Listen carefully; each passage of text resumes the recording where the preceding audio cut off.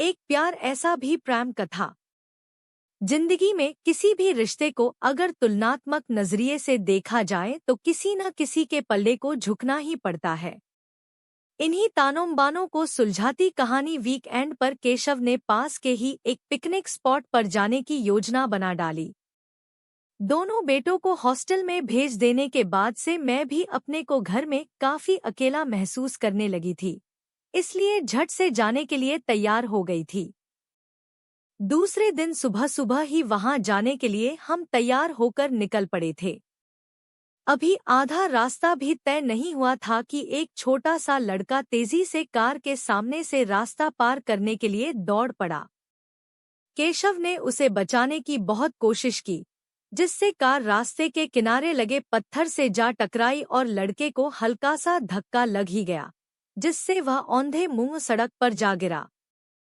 केशव की कोई गलती नहीं थी, फिर भी देखते देखते लोग कार के आसपास जमा होने लगे। मैं बुरी तरह घबरा गई थी।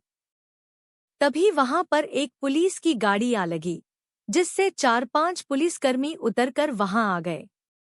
उन लोगों ने बीच बचाव कर मामले को शांत किया और हम दोनों को सुरक्षित अपनी जीप तक ले आए। वहां पहुंचते ही जो व्यक्ति धूमकेतु सा जीप से निकलकर प्रकट हुआ, वह और कोई नहीं विष्णु था, जिसे देखते ही मुझे यह समझने में देर नहीं लगी कि पुलिसकर्मियों का हमारे साथ इतना दोस्ताना रवैया क्यों था। पुलिसकर्मियों को हमारी क्षतिग्रस्त कार के विषय में कुछ निर्देश दे वह हम दोनों को अपनी जीप में बिठाकर अपने घर ले आया। वहां पहुंच आनन फानन में केशव को लगी थोड़े बहुत चोटों पर मरहम पट्टी करवा दी।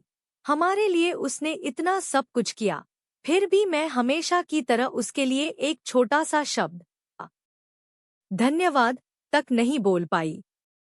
दरअसल कहीं न कहीं मेरे मन में हमेशा से अपने आप को उससे विशिष्ट समझने का दर्प रहा, जिससे उसकी विनम्रता में भी उसकी दीनता नजर आती थी।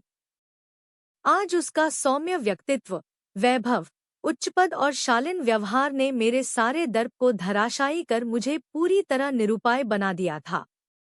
उस पर उसके सांवले चेहरे पर जड़ी 2 आंखों के मूक उपालम बेचैन किए हुए था।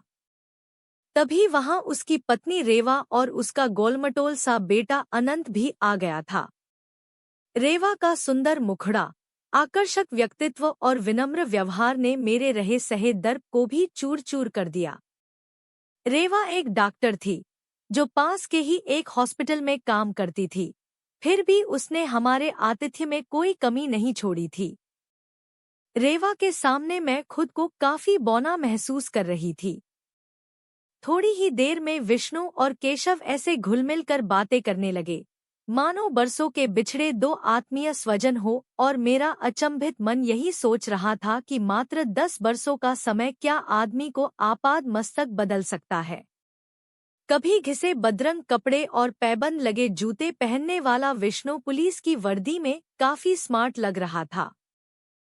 पुलिस की ट्रेनिंग ने ठोक पीट कर उसके श्यामल चेहरे को पौरुष के तेज से दीप्त कर उसके व्यक्तित्व को एक नया आयाम दिया था, फिर भी उसकी मुस्कान अभी तक उतनी ही स्निग्ध थी।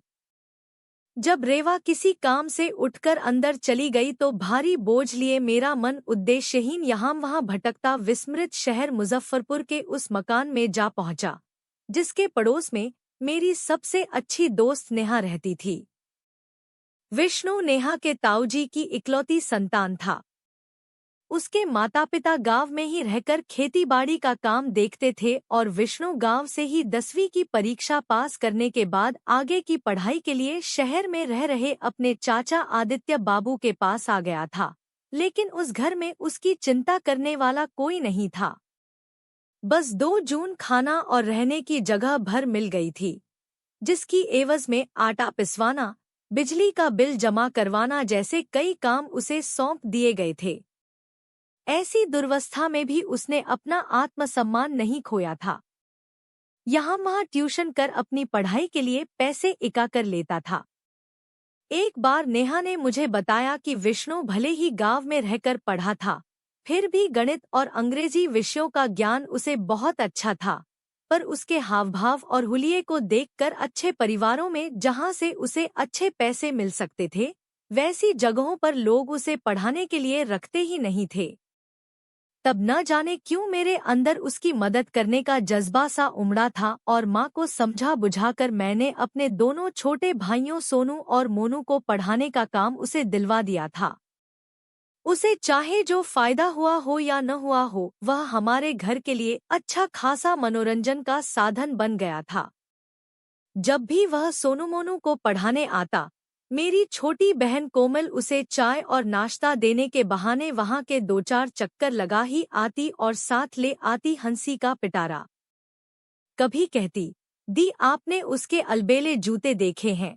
अपने फटे जूते पर कैसे तरह तरह के स्टिकर चिपका कर जूते के जीर्णशीर्ण काया का जीर्णोद्वार किए हुए हैं। कभी कहती, दी आप जानती हैं इतनी ठंड में भी अपने शर्ट की आस्तीन क्यों मोड़े रहता है? उसके शर्ट की आस्तीन ही फटी हुई है। एक बार जब जाड़ा समाप्त होने पर भी वह अपना पुराना हाफ स्वेटर पहने रहता।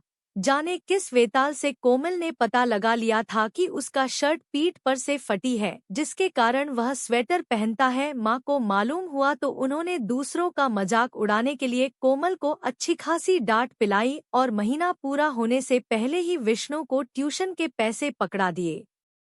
दूसरे ही दिन स्वेटर उतार नया शर्ट पहनकर आ गया था। ऐसा नहीं था कि विष्णु हम लोगों की हरकतों और व्यंग्यवाणों से अनभिज्ञ था, लेकिन जानबूझकर अनजान बना कोमल के व्यंग्यवाणों को हंसी से छिपाने का प्रयास करता रहता। उस दिन मेरा जन्मदिन था। किसी तरह सोनू मोनू से विष्णु को मालूम हो गया था। सुबह सुबह 2 बेहद सुंदर पीले गुलाबों को पत्तों से सजाकर मुझे भेंट किया। कोमल को अच्छा मौका मिल गया, उसके जाते ही शुरू हो गई। दी, एक बात कहूँ, इतने सुंदर फूल खरीदने की तो इसकी हैसियत नहीं है। जाने किस बाग का नगीना चुरा लाया है। मेरे डांटने का भी उस पर कोई असर नहीं होता। गुजरते समय के साथ वह हमारे परिवार में पूरी तरह घुल मिल गया था। फिर भी कोमल की अनियंत्रित वाणी कभी कभी मुझे चौंका देती। कहीं वास्तव में वह मुझसे प्यार तो नहीं करने लगा, क्योंकि वह घर के अन्य लोगों की अपेक्षा मेरा कुछ ज्यादा ही ख्याल रखता था। मेरे लिए इतना सब कुछ करने के बाद भी उसने हमेशा मेरे और अपने बीच की मर्यादा को बनाए रखा। कभी अपने प्यार का इजहार नहीं किया भी मैं उसके दिल में बसे प्यार को अच्छी तरह भांप गई थी। उसके इज्जत साहस पर गुस्से के साथ साथ मन ही मन हंसी भी आई थी।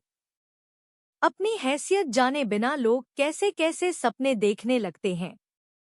समृद्धि और शहरी संस्कार में पली बड़ी मैं बेहद खूबसूरत लड़की थी। मेरे पिताजी सिंचाई विभाग में काफी ऊंचे पद पर कार्यरत थे, जिसके कारण बचपन से ही हमें सभी आधुनिक सुख सुविधाओं की आदत थी। वहीं विष्णु का सांवला रंग, उठने बैठने का तरीका आधुनिक मान्यताओं से पूरी तरह भिन्न और देहाती था। विष्णु के मन की बात समझते ही खुद बखुद मेरा व्यवहार उसके प्रति रूखा हो गया था। उसी दौरान बीए का रिजल्ट भी आ गया था। विष्णु ने पूरी यूनिवर्सिटी में प्रथम स्थान प्राप्त किया था। मुझे भी फर्स्ट क्लास मिला था। इस रिजल्ट ने हम दोनों के बीच अचानक उगाए बेगानेपन को थोड़ा कम कर दिया। अभी मैं आगे की पढ़ाई के लिए सोच ही रही थी कि मामाजी केशव का रिश्ता मेरे लिए ढूंढ लाए थे और मेरी शादी केशव के साथ तय हो गई थी। पापा ने ढेर सारे काम विष्णु को भी पकड़ा दिए थे। वह चुपचाप कामों में लगा रहता, लेकिन उसके चेहरे की उदासी और मायूसी मुझसे छिपी हुई नहीं थी। फिर भी प्रभुता के मद में अंधी मैं जानबूझकर अपने ससुराल की शिक्षा, पद और समृद्धि का गुणगान कर उसे आहत करती रहती। मेरी शादी से एक दिन पहले उसकी माँ की तबीयत खराब हो गई और उसे गांव जाना पड़ा। मेरी शादी के तुरंत बाद उसे पटना के एक प्राइवेट फर्म में नौकरी मिल गई थी और वह मुजफ्फरपुर छोड़कर पटना जा बसा था। देखते देखते 2 वर्ष गुजर गए। एक दिन अचानक कोमल का फोन आया, दी, एक खुशखबरी है। वह road Romeo Vishnu IPS officer बन गया। उसकी इस आशातीत सफलता पर खुश होने के बदले मुझे एक तमाचा सा लगा, क्योंकि मैंने हमेशा उसे अपने से कमतरीन समझा। इसलिए खुश होने के बदले उद्गिन मन से व्यंग्यवान ही निकले। हालांकि मैं खुद ही समझ रही थी, मेरा सिद्धांत विहीन वक्तव्य मेरी ही आत्महीनता को दर्शा रहा था, वह भी उस विष्णु के लिए जो हमेशा निष्काम भाव से संपतो रहा। तभी रेवा की आवाज ने मुझे चौंका दिया था।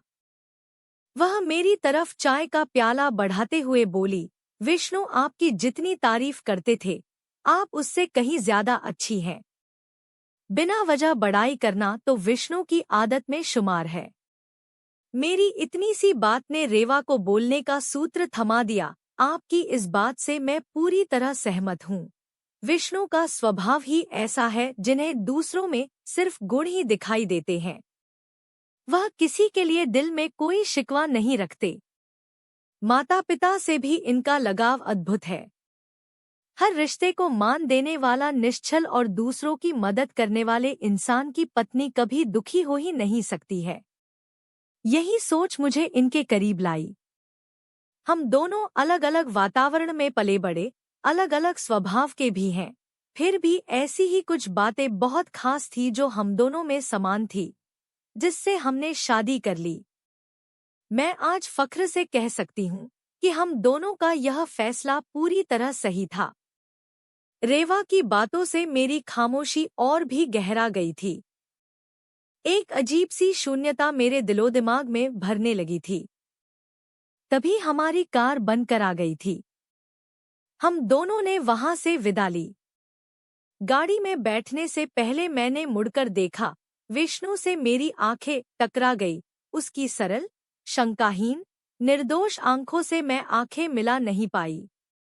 मैंने जो श्रेष्ठता की एक लकीर खींची थी, उसके सामने एक बड़ी लकीर खींचकर खुद ब खुद मुझे छोटा बना दिया था। विष्णु का सांवला रंग, उठने बैठने का तरीका आधुनिक मान्यताओं से पूरी तरह भिन्न था। साथ ही देहाती संस्कारग्रस्त तनमन और अभावग्रस्त कम पढ़े लिखे माता पिता की संतान होने के कारण वह अभावों में ही पला बढ़ा था।